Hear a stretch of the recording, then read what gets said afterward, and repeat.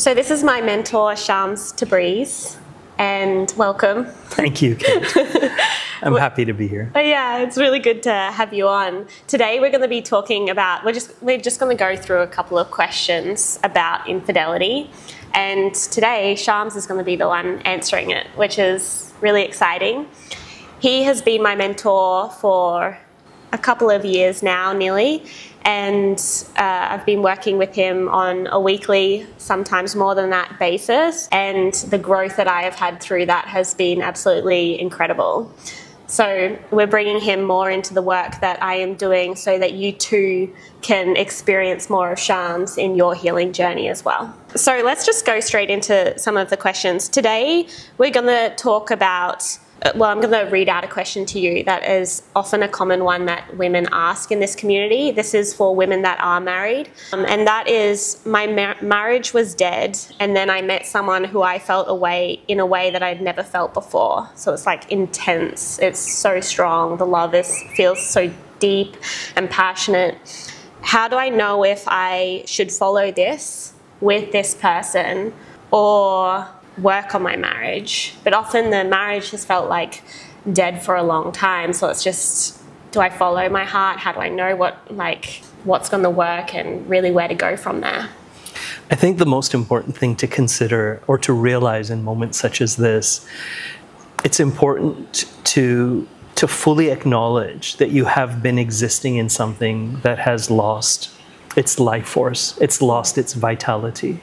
I'm going to respond to this as if this is a person who is asking me directly this question. Yeah. The first question that I would wish to pose to them, not necessarily for them to provide an answer, but for them to consider, is why have you allowed yourself to persist in a situation that has been so empty? Is it simply, are there reasons such as, well, I did it for the children, or I did it for ease, or this was a marriage and it's difficult for me to untangle from? What was that reason? Within it, are there feelings of powerlessness? Are there feelings of defeat? Is there almost an expectation that this is what life is? Life is hard. And therefore, this is just my lot. This is just what life has served me, and now I must eat it. I get chills. Like, that one is such a big one. And I think it's really important to begin this dialogue there. It is for individuals to be honest with themselves without judgment. Often these questions can feel judgy. Yeah. They can, and so there is a resistance to wanting to examine them. But if it can be done from a space of there's no judgment here, there is simply a need to understand what has been driving your choices in life. Now, this is something that's rather important to realize, is that as powerless often as we feel in life, we're actually not powerless. We are choosing. And so it becomes, in my opinion, necessary to realize that you are choosing for the experiences that you are having. Even choosing to be in a relationship or a marriage that has existed for an extensive period of time without any meaningful fulfillment. It's a choice. Now, to see that without feeling shame or self-recrimination or a need to chastise yourself or to feel as if I have wasted my life, that may be the emotion that is there. But that doesn't help. It just doesn't help. So it begins with that. Now, there can be regrets around this. This is fine. But to be honest with yourself and to seek to understand what is it within me that caused this, you may come to realize that there was a pattern of empty relationship that was demonstrated to me in my life. Many of you may find, those of you who are in this situation, may find that your own family unit, your own parents embody that same kind of a relationship dynamic. And from there, it becomes very simple to realize this became your known reality. This became your understanding of what a relationship was. Yeah, I want to say that sometimes we don't even fully connect to that yet because it is what our known reality is, and we don't actually realize that we have been existing in emptiness for so long, and that's just our baseline of what we feel comfortable or used to in, and then yet there's so much greater. Absolutely. And because of this being the baseline, there's no understanding of how to reach for something more. Yeah. How to demand and expect something more. This is the baseline. So no, this is what life is. Life is a struggle. You wake up, you go to work, you come home, you're not happy. You're just, and that's the treadmill of life. And that's what we want to break free of.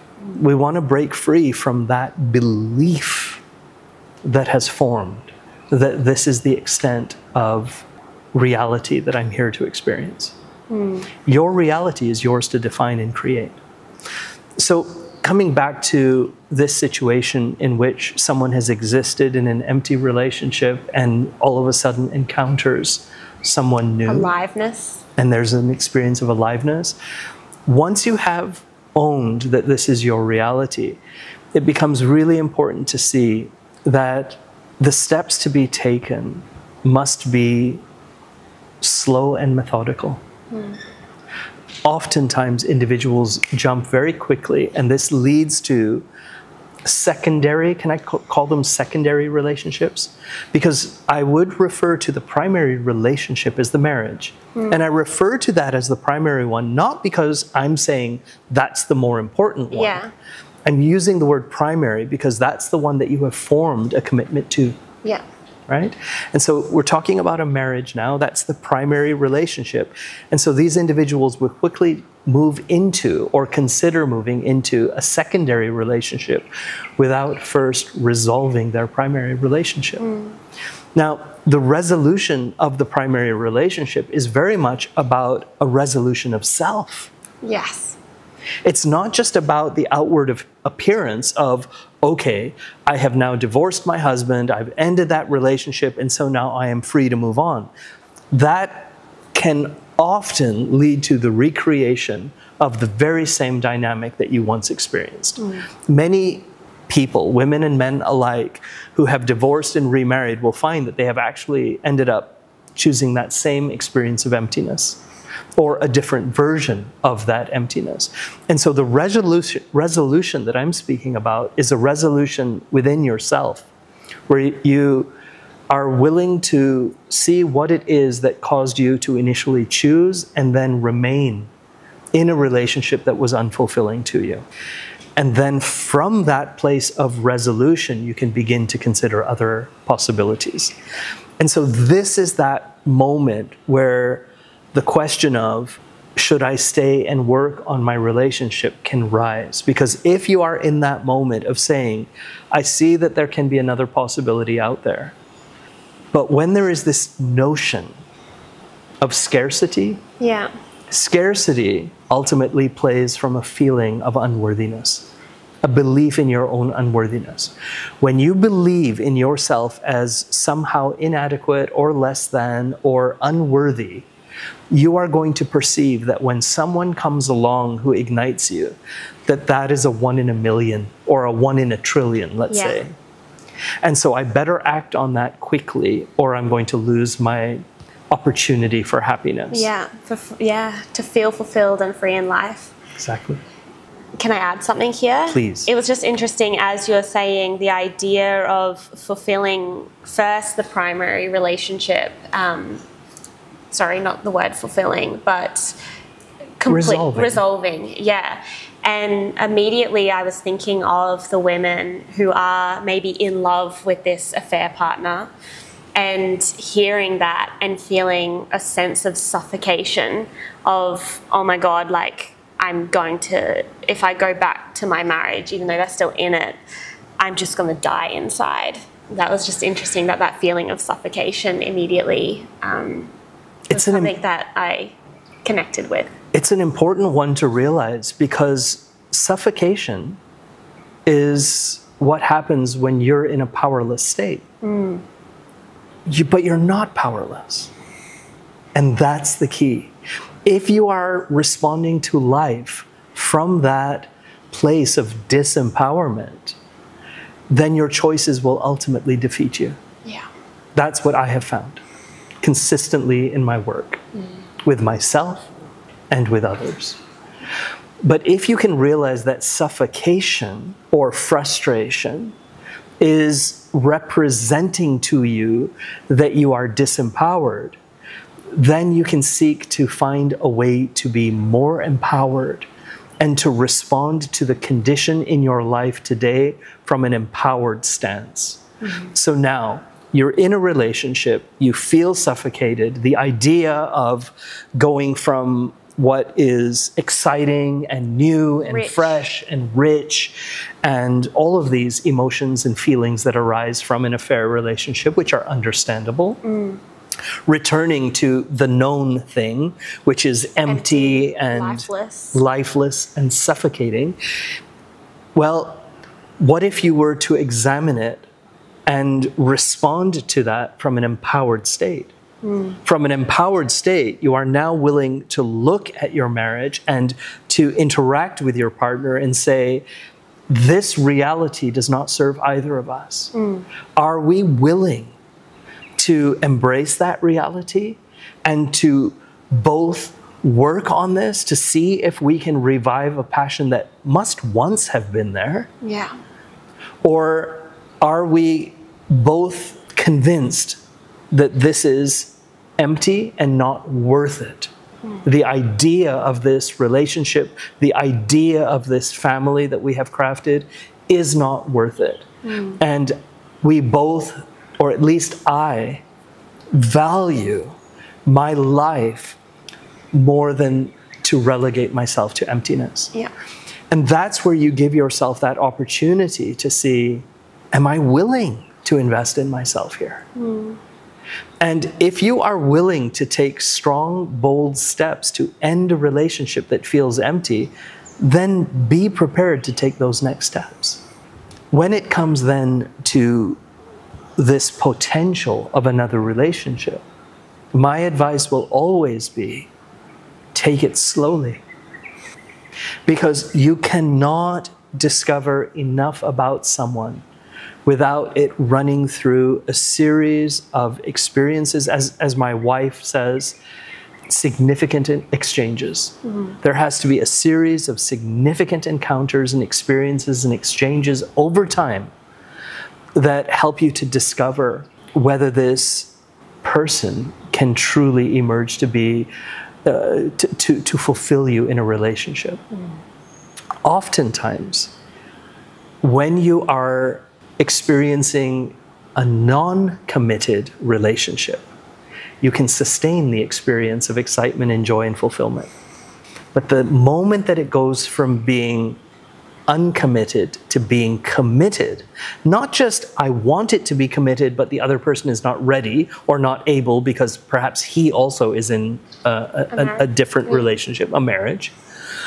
But sometimes even that desire is not enough. When you actually then enter into that committed relationship with each other, choose for it, you'll reveal there is maybe some resistance there. And that's another piece of the puzzle that needs to be unlocked. Yeah. Oftentimes, what I have found, what I have understood, let me say it that way, is that affair relationships arise because, and I'm going to speak to women in this moment, because women feel unsafe in relationship. And so even in their principal relationships, there is an underlying feeling of unsafety that prevents them from showing up fully. Can you tell me what unsafety is? Because I feel like it can feel like such a big word, and sometimes we go to just genuine unsafety of quite a broad term. Unsafety is a core emotion that arises out of a wounding that often has occurred in childhood. And that wounding can take many forms. Unsafety is fundamentally not feeling safe to fully open your heart and trust in love. That you'll be betrayed or hurt or you won't be held fully or taken into consideration. Or that you could be taken advantage of, Yeah. manipulated, Yeah. coerced, that you wouldn't be able to shine Yeah. in the relationship, that you are there to serve Yeah. the partner. Yeah. All of That these one's a big things. one. Yeah. All of these things are that which often arises from wounds that we may or may not even be aware of. But those are it's almost a belief that has formed within you that you may not be aware of. And it causes you to hold yourself back. This is also what causes the initial experience of disempowerment. And so you will be acting from a place of feeling disempowered.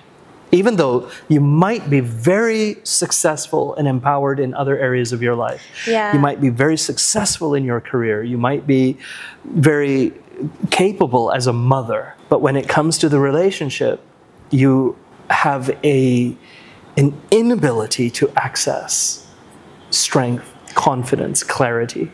Well, this comes from like you're giving to your partner and losing yourself in this, and then back to career or as a mother, it's like you excel because you are giving in that, and so it works that way. But then, yeah, in relationship, it really shows where you're losing yourself in that. Exactly. And so there is a core unsafety that has manifested as an incapacity to show up with strength and in a healthy dynamic. Yeah. And so this is not to say that there aren't dynamics that are the responsibility of the partner as well. Absolutely. Or the husband in this case. But there's an element also of not even being able to show up, not being able to fully show up in a relationship, be all of yourself. Yeah. And so you hold yourself back. And yet, when you then enter into a non-primary relationship, that feels safe simply because there's distance, right? It's not a full relationship. You're not with each other 24/7. There's no formal commitment. And so there's desire, there's not having it enough yet, so you're wanting. Exactly. And you're able to give yourself more because you're still protected to some degree. There's so much nuance to this. Core woundings are examined, and the beliefs and patterns that have formed around it are unraveled. You will be more likely to be choosing for unhealthy dynamics time and again, and for unfulfillment. Yeah. And you may say, why am I always unfulfilled? Why am I always wanting more love, or wanting more connection than just not feeling fully filled up? Exactly. Yeah. So Shams and I are now running a program together that is an elevated, advanced program for people that are going through affair relationships, one for couples and then one also for individuals, depending on what feels most aligned for you. So if you are seeking answers that are more tailored to what you're going through, then you can go check out that in the links below or also on my website. Yeah. We look forward to working with you.